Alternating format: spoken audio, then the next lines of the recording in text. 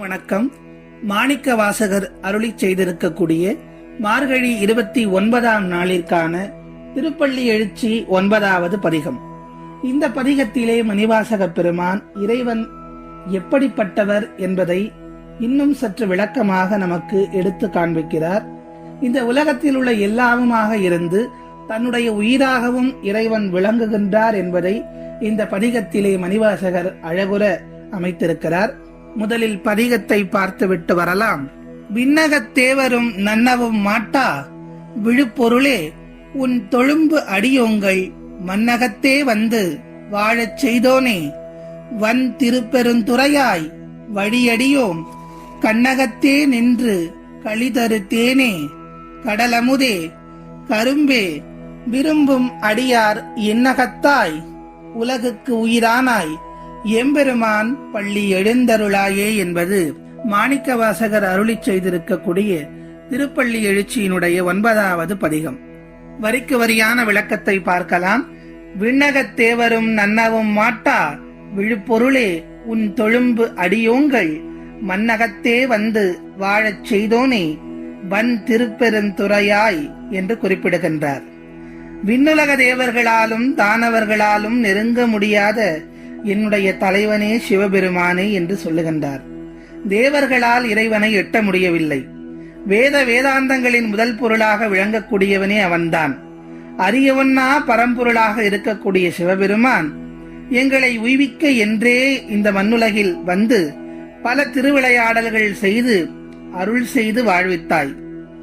மண்வளம் மழைவளம் இயற்கை வளம் நிறைந்த திருப்பெருந்துறையிலே உறைந்திருக்கக்கூடிய சிவபெருமானே என்று சொல்லுகின்றார். அப்படிப்பட்ட சிவபெருமானை விண்ணிலிருந்து நமக்கு அருள் செய்வதற்காக இந்த மண்ணுலகத்திற்கு வந்து ஆட்கொண்டு அருளிய சிவபெருமானை எப்படி வழிபட்டு கொண்டிருக்கிறோம் என்று சொல்லுகின்றார். வழியடியோம் கண்ணகத்தே நின்று களிதரு தேனே கடலமுதே கரும்பே விரும்பும் அடியார். குலந்தோறும் உனக்காக வம்சமாக குலந்தோறும் உமக்காக பணிவிடை செய்து கொண்டிருக்கக்கூடிய அடியவர்களின் கண்களுக்கு எதிரே தோன்றி களிப்பு அருளும் இன்பத்தேனே இன்பத்தை கொடுக்கக்கூடியவன். அப்படி அவர்களை வழிபடுபவர்களுக்கு இன்பத்தை தேன் போல கொடுக்கக்கூடியவன்.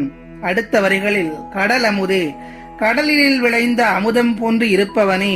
அடுத்த வரிகளில் கரும்பே இனிப்பை மட்டும் கொண்டுள்ள இன்பக் கரும்பே என்று சொல்லுகின்றார்.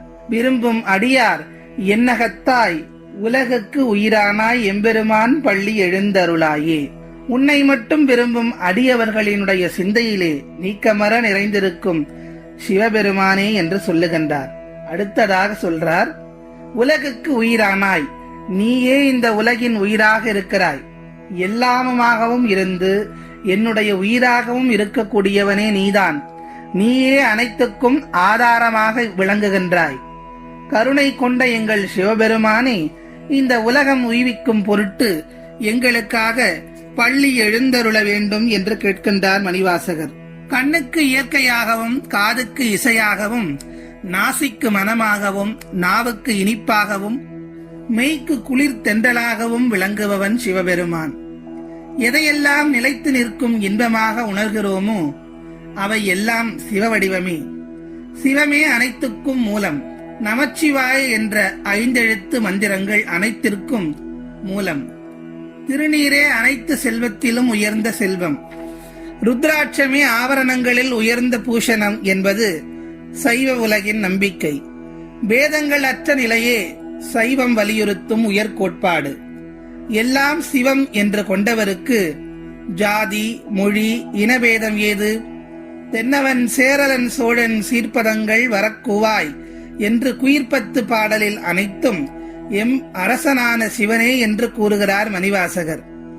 மேலும் இவன் வேண்டியவன், இவன் எங்கள் ஊர்க்காரன், இவனை எனக்கு பிடிக்காது என்ற பந்தபேதமெல்லாம் கூடாது என்பதை பாசமாம் பற்றறுத்து பாரிக்கும் ஆரியனே என்றும் விளக்குகின்றார். எல்லாமும் ஈசன் என்று உணர்ந்தோருக்கு அனைத்தும் இன்பமாகவே மாறும். அதையே இந்த பாடலின் தாத்பரியமாக சொல்ல வருகின்றார் மணிவாசகர். ஆகவே இந்த உலகத்திலே இருக்கக்கூடிய எல்லாமுமாக விளங்கக்கூடியவர் சிவபெருமான். இந்த உலகை ஆட்டுவிக்கக்கூடியவனும் அவன்தான் என்பதை உணர்ந்து நாமும் அவனுடைய தாளை பணிந்து இந்த மார்கழி இனிய வேளையிலே அவனை சரணாகதி அடைவோம் என்று சொல்லி மீண்டும் நாளைய திருப்பள்ளி எழுச்சி பாடலில் உங்கள் அனைவரையும் சந்திக்கிறேன். நன்றி, வணக்கம்.